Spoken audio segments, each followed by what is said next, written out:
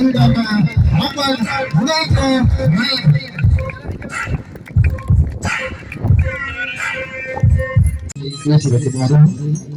நிகழ்ச்சியுடைய சிறப்பு விருந்தினராக வருகிறது குடத்தினை இராம அலுவலர் திரு உதயகுமார் நிதர்சன் அவர்களை அன்புடன் அழைக்கின்றோம்.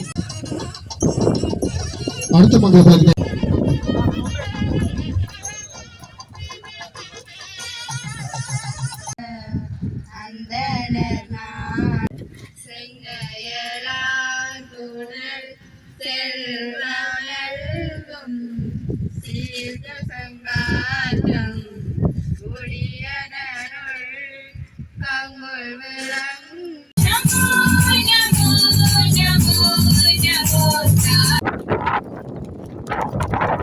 நாடிய சுழற்சி இடம்பெற இருக்கின்றது.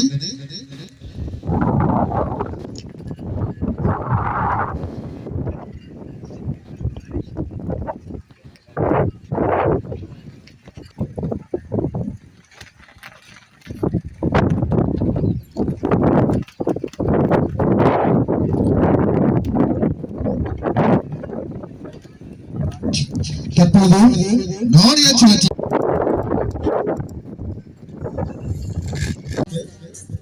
ஆடித்தரப்பட்ட பற்றி ஓட்டங்கள் பெற்றுக் கொள்ளப்படுமா இல்லை ஓட்டங்கள் பெற்றுக் கொள்ளப்படுவதற்கு பேசப்பட்ட பதத்தோடு பெறப்படாமல் ஆடித்தரப்பட்ட பற்றியா ஒரு ஓட்டம் பெற்றுக் கொள்ளப்படுகிறது. முதலாவது ஓட்டத்தினை பெற்றுக் கொள்ளப்படுகிறது. இப்போட்டிக்கான ஆலோசனை வழங்கியவர்கள் வீட்டில் ஆலோசனை வழங்கியிருக்கிறார்கள். முதலாவது பதத்தினை மாற்றம் வருகிறது. ஒரு விக்கெட்டினை இழந்து துடுப்படுத்தாடி வருகின்றார்கள். ரஜீவன் அவர்கள் அழைக்கப்பட்டுள்ளார். அதை எதிர்கொண்டார் ரஜீவன் அவர்கள். He raised a donkey to the rooftop and lost his entire home trying to bring it back down.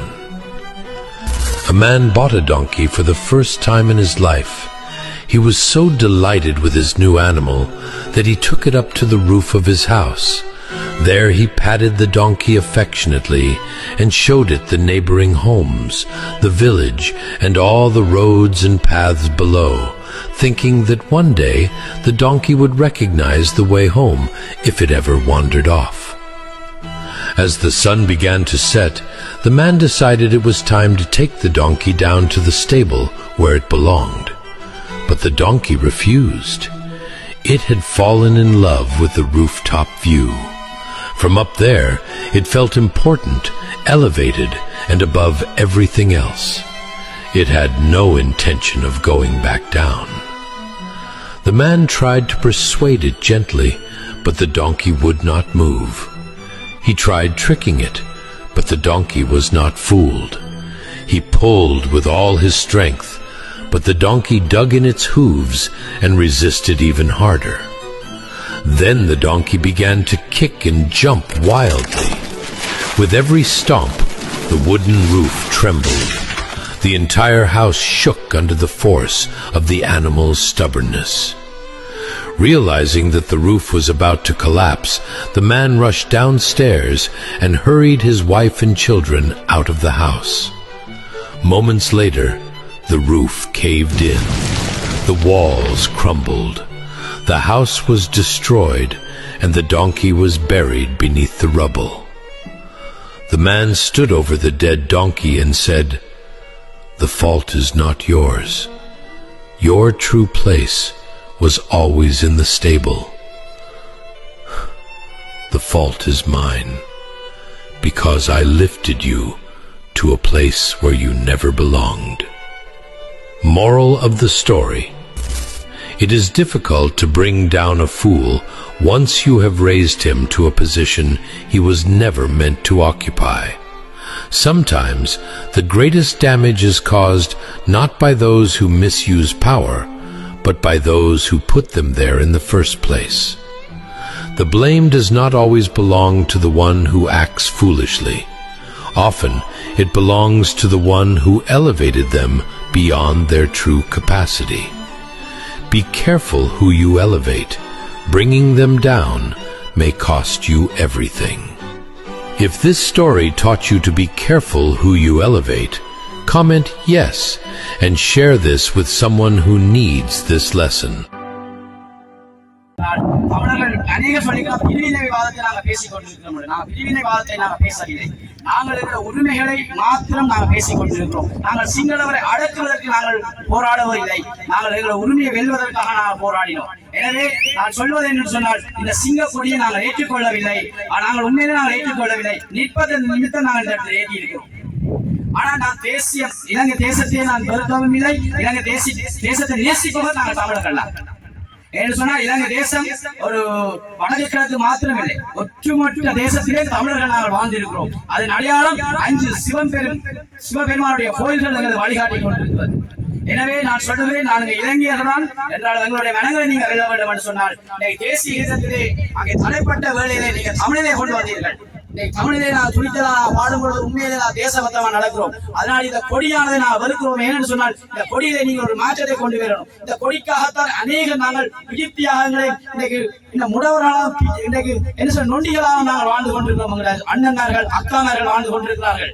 எனவே நான் உங்களை சொல்லுகிறேன், எங்கள் தமிழருடைய நீங்க மனங்களை வெல்ல வேண்டும் என்ற இந்த அரசாங்கத்தை இந்த கொடியிலே மாற்றத்தை கொண்டு வரணும். இந்த கொடியானதை நாங்கள் எப்படி நினைக்கிறோம் என்று சொன்னால் சிங்கள இனத்தின் பாதுகாப்பை மாத்திரமே இந்த கொடியிலே காணப்படுகிறது. ஏனென்று சொன்னால் அங்கே வாழேந்திய சிங்கம் தமிழராகிய எங்களை அங்கே என்ன செய்து கொண்டது கவனம் என்று சொல்லிக் கொண்டிருக்கிறது. எனவே நீங்கள் எங்களை வெல்ல வேண்டும் என்று சொன்னால் கொடியிலே மாற்றத்தை கொண்டு வரணும். 3 2 பெரும்பான்மையை நீங்க வைத்திருக்கிறீர்கள். நீங்க சமத்துவம் பேசுகிற பிரிவினைவாதத்தை பேச வடக்கு மாகாண சபை வேண்டாம் என்று சொல்றீர்கள்.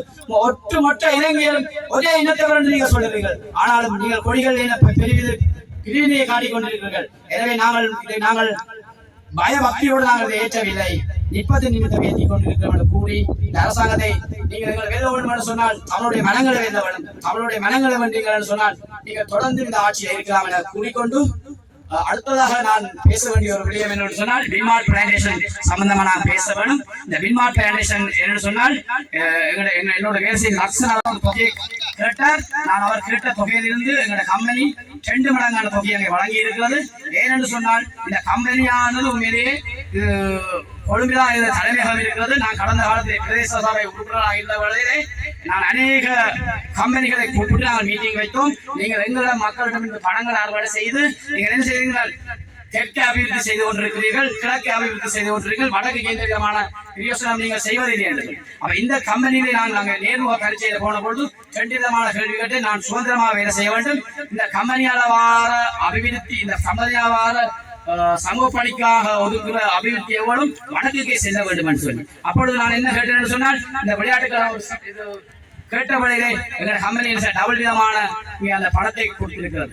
எனவே நாங்கள் என்ன செய்ய போறோம்னா வடக்கில் இருந்து அநேக கம்பெனிகள் என்ன செய்வது சொன்னால் இங்கே இருந்து கொண்டு போய் தெற்கே அபிவிருத்தி செய்து கொள்வது. எங்கள் கம்பெனி அப்படி அல்ல. எங்கள் கம்பெனி வடக்கே அபிவிருத்தி செய்ய விரும்புகிறோம். இது எங்களுடைய சின்ன ஒரு அபிவிருத்தி விளையாட்டை ஊக்குவிப்பதற்கு நாங்கள் ஒரு சின்ன ஒரு தொகையா இருக்கிறது.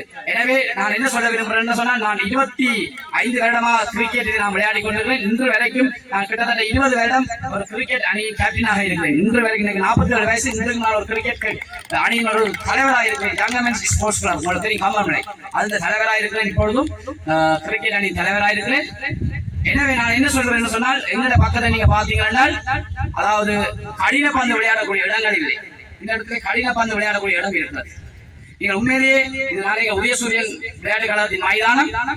நான் நினைக்கிறேன் நீங்கள் கடின பந்து விளையாடுவதற்கு முயற்சிகள் எடுப்பீர்கள் என்று சொன்னால், நீங்கள் இளைஞரை உருவாக்குவீர்கள் என்று சொன்னால், ஊக்குவிக்கிறீர்கள் என்று சொன்னால் எங்களுடைய கம்பெனியின் நிதி பங்களிப்பு தருவதற்கு தயாராக இருக்கிறது.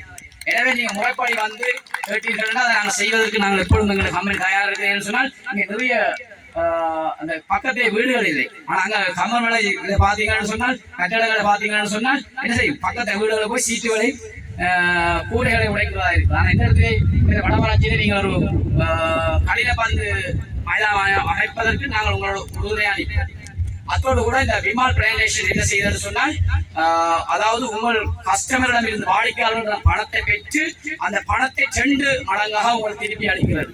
என்ன சொன்னால் இந்த வாடிக்கையாளருடைய பணத்தை பெற்று நாங்கள் என்ன செய்யறோம் காளான் உற்பத்தி செய்து இந்த காளான் உற்பத்தியை 44 நாடுகளுக்கு ஏற்றுகிறோம். அரச சட்டத்திலே நாங்கள் 57ஆம் இலக்க சட்டத்தின்படி கம்பெனி சட்டத்திலே பதிவு செய்திருக்கிறோம். நாங்கள் என்ன செய்கிறோம் சொன்னால், ஒருவர் 1 லட்சம் ரூபாய்களிடம் முதலீடு செய்தால் அதில் 48 வீதமாக மாசம் 4 வீதமாக நாங்கள் என்ன செய்கிறோம் சொன்னால் 1 லட்சம் ரூபாய்க்கு மாசம் 2000 ரூபாய் கஸ்டமருக்கு கையளிக்கிறோம். அப்படின்னு சொன்னால் அவருடைய முதலீட்டு திட்டத்தில் லாபம் 4000 ரூபாவும், அதாவது அவரோட முதலில் 8000 ரூபாய் காசு நாங்கள் கொடுக்கிறோம் 25 மாசத்துக்கு. அவர்கள் முதலீடு செய்வது 1 லட்சம் ரூபாய். ஆனா நீங்கள் 25 மாசத்துல நீங்க பெற போற காசு வந்து 2 லட்சம் ரூபாய். ஒன்றுக்கு ஒன்று நாங்கள் என்ன செய்யறோம், லாபமாக இந்த கம்பெனியை நாங்கள் கஸ்டமருக்கு வாடிக்கையாளர் கொடுத்து கொண்டிருக்கிறோம். அது மாத்திரமில்லை, நீங்கள் OLA 6 பாடம் சித்தி அடைந்தால் நீங்கள் எங்களோட அணுகி நீங்கள் எங்களோட வேலை செய்யலாம். அதாவது OL படித்தவர்களுடன் AL படித்த டிகிரி வரைக்கும் எங்களுடைய வேலைகள் ஆயத்தமாக இருக்கிறது. எங்களை தொடர்பு கொள்ளுங்கள். உங்கள் பிரதேசத்தில் உள்ள நக்சல தொடர்பு கொள்ளுங்கள். வேலை வாய்ப்பு எப்பொழுதும் ரெடியா இருக்கிறது. வேலை வாய்ப்பு எப்பொழுதுமே ரெடியா இருக்கிறது. நாங்கள் சோம்பேறித்தனமா ஆலமரங்களிலே கோயில்களில் இருக்காம வாங்கள் எங்களோட இணைந்து செயல்படுங்கள். நான் வேலை வாய்ப்பு தேர்வதற்கு ஆயத்தமாக இருக்கிறோம். அது மாத்திரமே உண்மையை சிறப்பாக இந்த 2 அணிகளும் சிறப்பாக உண்மையிலே விளையாடியது. அதிலே நான் அம்பன் யுனைடெட் அணி வெற்றி பெற்றிருக்கிறது. அதே போல அங்கே 2 ரன்னர்ஸாக காணப்படுது. உண்மையில் 8 அணிகள் சிறப்பாக விளையாடுகிறது. 2 விளையாட்டை தான் பார்ப்பது கிடைத்திருக்கிறது. சிறப்பாக விளையாடி இருக்கிறீர்கள். தொடர்ந்தும் நாங்கள் இந்த வடமராட்சி கிழக்கிலேயோ இலங்கையிலே, அதாவது வடமாநிலத்தில் என்னென்ன நிகழ்வு இருக்கோ அந்த நிகழ்வுக்கு எங்களுடைய கம்பெனியின் பங்களிப்பு இப்போ இருக்கும் என கூறி என்னை அழைத்ததற்காக நன்றி கூறி விடைபெறுவதை நன்றி, வணக்கம்.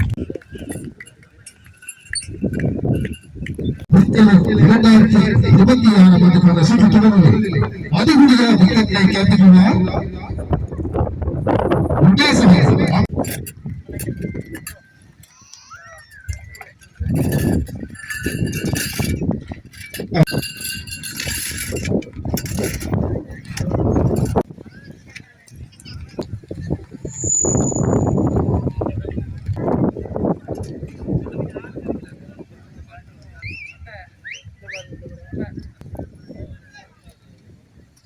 வெற்றி கூட்டத்தினை வழங்கிய உதயகுமார் இதசன் அவர்களை எனது மார்க்க